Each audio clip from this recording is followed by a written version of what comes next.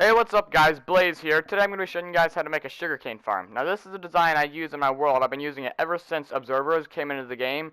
And when you have a villager trading hall, like I do in my world, this is a really convenient way to get sugarcane for paper for emeralds. Basically making free emeralds. Now, if you'll see here, we've got two observers up at the top. Now you could put observers all the way along this top row above the pistons. Um, to make it slightly more accurate, but there's no purpose to it. Um, and I'd like to keep it down to just every 15 blocks, since the redstone current only travels 15 blocks. I keep it to every 15 blocks I make an observer, except for this demo, I just put it on both the edges to make it symmetrical.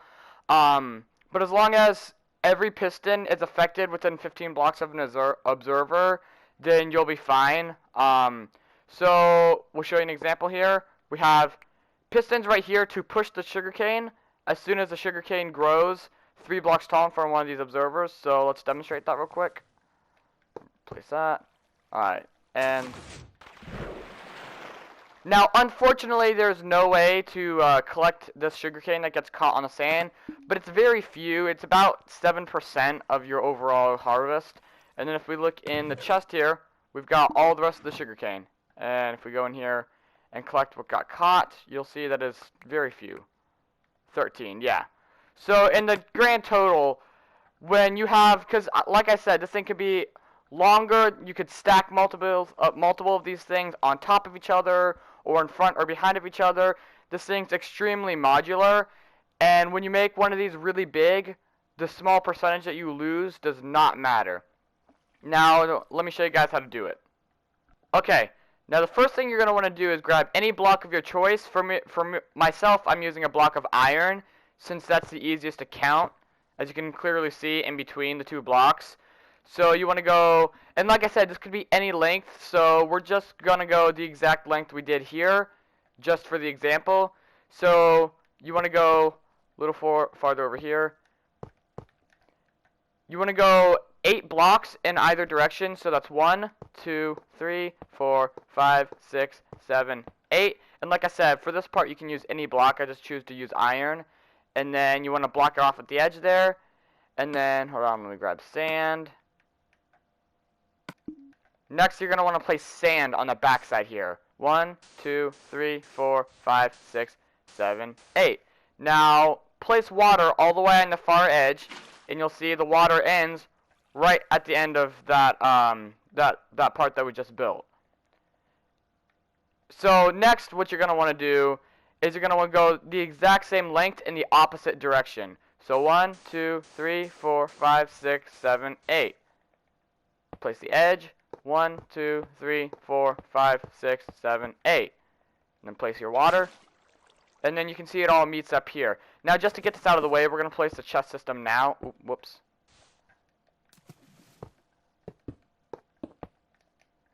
And basically all this does, and I know a lot of you are probably thinking, this is super simple, everybody knows how to do this. You would actually be wrong. I have a couple friends that have been playing Minecraft for a few years now, and still don't know how to do this. Mainly because they're not that smart, if I'm being honest. But with all the people returning to Minecraft recently, there's going to be a lot of people looking up how to do this simple stuff that don't know because they haven't played Minecraft in a long time or never did play Minecraft. So now you're going to want to take whatever block you used for the front here and build up 2 blocks there, and you can break that bottom one, and just build a row across. And then you're going to want to do that same thing except a row above with pistons. Oh, whoops. And then, like I did over here, you could do a row of all observers, so that way when any one of the sugarcanes gets 3 blocks tall at harvests. But that's kind of pointless. It doesn't add any productivity to the build in any way, shape, or form. You don't lose any productivity by not doing that. It's just a waste, because it takes a lot to make observers. Not a lot. It takes a lot of cobblestone, and if you hoard cobblestone like I do, that's not a big problem. But you'll still start to run out eventually, and it takes a lot of quartz. So I'm just going to put them on both sides here. You can, oh, whoops.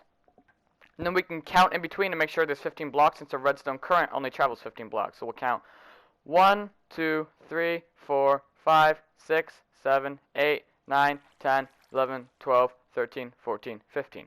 So there we go, perfect amount. And then you're going to want to take, I recommend wool, just if you have other circuits nearby, you know what's what, you know what, like redstone circuit is what. But this could be anything, you know, you could use dirt that's just really, really unclean and unorganized. So you're going to want to place that right behind the pistons, and then a row of redstone right on top of that blue wool. There you go, and then place whatever block you use for the front there, yet again, up here. And then you're going to want to place it on the edges here, so that when you harvest the sugarcane, none of the sugarcane falls off the edges. You want it all to go in here. And then we'll do that on the other side. Whoops. And then for the front here, I mean, since this is fully automatic, you don't have to see it. I just, personally, I prefer to, because it looks better. So you could take whatever block you use for the front here, like iron, but I'm going to use glass. That's what I recommend using. Do not use glass panes, because the item, if you use glass panes, the item will get caught in that little ledge. Let me demonstrate it real quick. Let me grab a glass pane. Now, some sugarcane could get caught right there, and that seriously could reduce your productivity, seeing as how the piston oftentimes pushes it over into this block. So make sure if you use glass, use a glass block. And then just go right the way up with the glass. And then one more block higher. And then take whatever block you use for the front, yet again, which for me is iron. You want to place that one block above the observers, and all the way around. So on top of the glass as well, if you used glass. And then just going to tidy things up here, add a corner.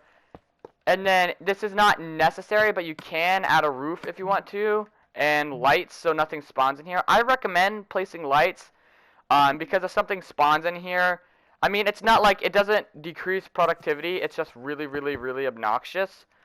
So I recommend lighting it up a little bit and placing a roof on. Though the roof is not necessary, it looks better.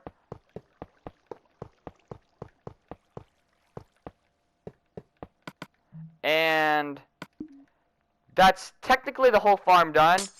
The last thing you're obviously going to want to do is place your sugarcane in. You know, you don't want to forget about your sugarcane. That makes the whole point of this useless.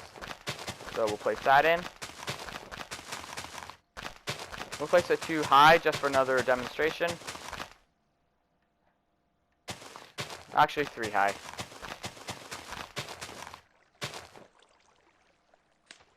And then grab an iron block to replace that. Let's demonstrate it. Make sure it all works.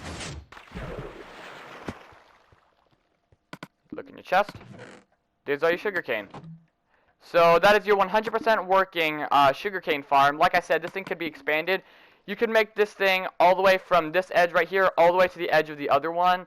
Make them that long. You can make them even longer than that. You could make them like stacked. You can make them on top of each other. You can make them in front of each other, like in rows, like a library. These things are entirely modular. If you don't want it to automatically harvest, you could even set it up so that you just press a button or flip a switch and it automatically harvests it. The possibilities with this sugarcane farm are limitless. This is the most modular design there is out there. I hope you guys enjoyed. Hope you guys end up using this in your world. Personally, I find this extremely helpful. Make sure to leave a like, subscribe, and I'll be back with another tutorial video soon.